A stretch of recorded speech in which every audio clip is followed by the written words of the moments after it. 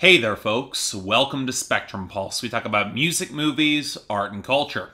And today we are finally going to be talking about the newest album from Wade Bowen called Solid Ground. So about 3 years ago, I covered a collaboration record between two Texas country veterans called Hold My Beer Volume 1. Now this project, assembled by Randy Rogers of the Randy Rogers Band and Wade Bowen, was, to put it simply, goddamn excellent, comfortably landing on my year-end list of the best albums of 2015, with the deep cut El Dorado being my third favorite song of that year. And if I could somehow find a damn copy of the record on vinyl anywhere, it'd be greatly appreciated. But putting aside my fruitless vinyl search, while I have covered the Randy Rogers Band since, I've always had a certain amount of curiosity about Wade Bowen's greater discography as well, and unsurprisingly, it was worth the re-listen, given that he's a sharp songwriter and he's got good instincts for a brand of Texas red dirt country that's accessible but still willing to cut a little bit deeper, get a little more interesting. And his career arc was kind of similar to that of Randy Rogers. He started off in the regional Texas scene independently, he got signed to a major label, and then wound up independent again with more success than ever. But his time in the majors was considerably shorter, given that his label B&A was restructured after releasing only one album called The Given in 2012. And yes, that record is definitely a hidden gem if you want to check it out, but frankly, I would probably still recommend his excellent 2008 album, If We Ever Make It Home, or even his self-titled record in 2014 as being more textured and interesting with more standouts for just straightforward, no bullshit country music. So okay,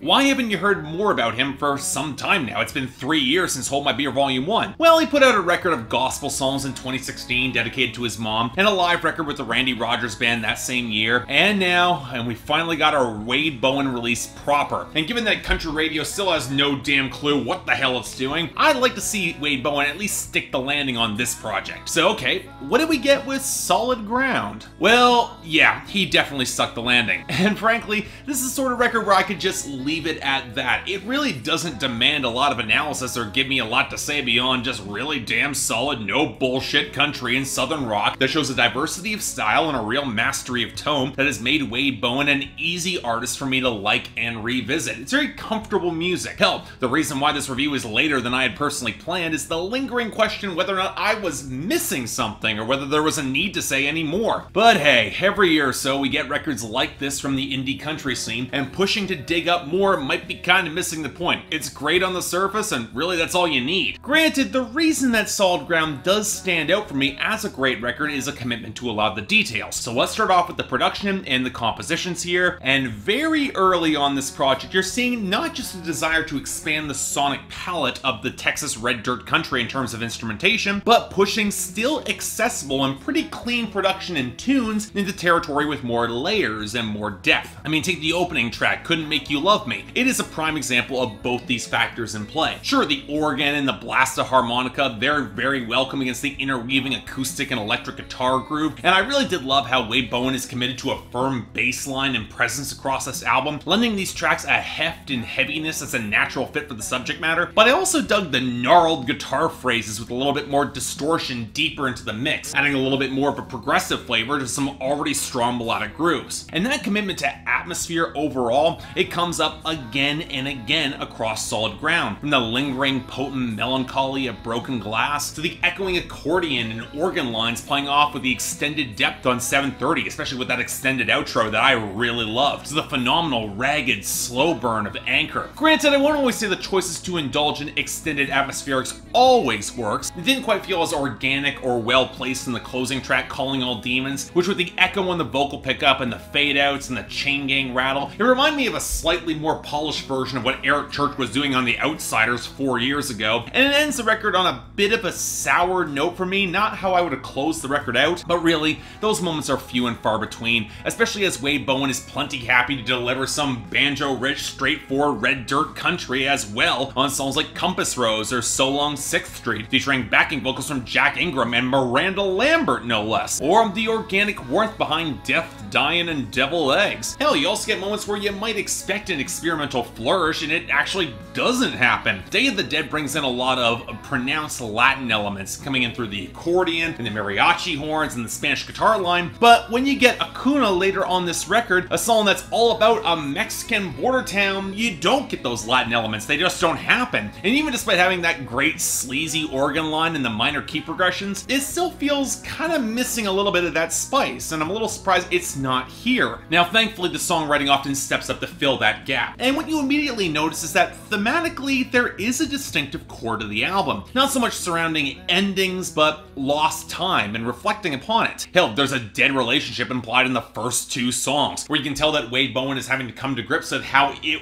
wasn't gonna work no matter what he said or did, and she's moving on regardless with some brutal frankness. And it's not just there either. 7:30 catches him very early in the morning with the news of that breakup. Broken Glass has him staring down at the girls sleeping in the morning, knowing that it's only a matter of time before his own actions will drive them apart. And though there is a hookup on Fell in Love on Whiskey, even with the brighter tone, it's definitely a fleeting hookup, and it's lost pretty quickly in the hangover that comes after. But it's not just relationships here either. Both So Long 6th Street and Acuna have him reflecting on old haunts and border town trips that are fading from memory with the slow passage of time. And you can tell that it's not totally sitting well with him emotionally in some of the minor progressions. He's accepted it mentally, but at the very least it's going down a little strange for him. Death, Dyin, and Devil Eggs, it captures that same discomforted emotions at the post-funeral brunch. And while it's a little bit more subtext than actual text, strange feelings of maybe coming to some sense of closure and moving on with family does lend the song a reality I appreciate how not quite comfortable it felt. And speaking of reality, Anchor packs one hell of a wallop. A song that Wade Bowen wrote about his own marriage years in, with a genuine concern that he is holding her back from a brighter happiness amidst their familiarity, wondering if the passion has just faded with time. And the fact that he lets the song burn so slowly gives it a very lingering heft, especially if you remember records like If We Ever Make It Home, inspired by that exact same relationship. But that does take me to the one criticism I do have of the writing, namely how it can feel a shade bit undercooked, more reliant on subtext to carry the emotional arc than actual text. And hell, sometimes I just wouldn't mind the third verse to add a little bit more meat and complexity to the metaphors and stories on display here. Granted, that might cut back on some of the accessibility. This record does go down pretty easy, but at the same time, Wade Bowen is making indie country, and he's certainly willing to stretch his compositions out a little bit more. He could do so with the writing too, and I would love to see how his frank and mature framing went a little bit further. He's definitely got the potential to get there. So yeah,